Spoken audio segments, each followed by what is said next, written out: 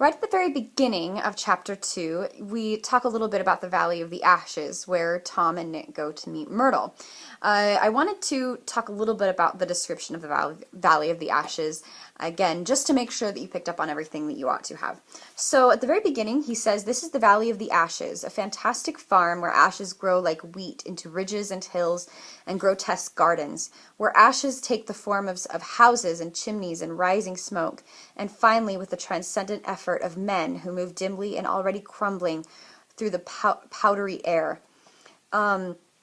It's described as a place that's about halfway between West Egg and New York, and the road that that joins the two of them, it's literally sitting under it. So the Valley of the Ashes is actually like you've got East and West Egg, and you've got this area in between the two of them on the way to New York, where East and West Egg then are literally kind of built on top of the Valley of the Ashes.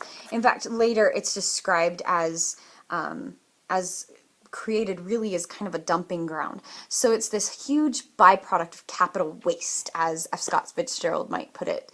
So it's very much so a representation of what happens when overabundance and lots of very elaborate lifestyles just kind of toss things away as though they don't matter. And so the Valley of the Ashes is really a very desperate, kind of lonely place. It's very gray. In my head, it's always very gray. So there's a lot of moral decay hidden underneath the East Egg and West Egg is kind of what that symbolizes. Then we have the doctor's eyes that come a little bit later, an enormous pair of yellow spectacles that pass over a non-existent nose.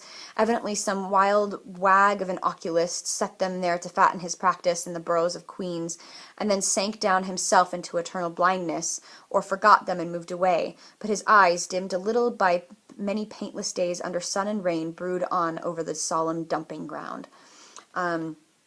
So the symbolism then of the doctor's eyes, some people say that they represent some kind of deity, like a god. Some people represent that lost. Some people say that they represent this lost connection with deity because this decade is so they're so oblivious to religion.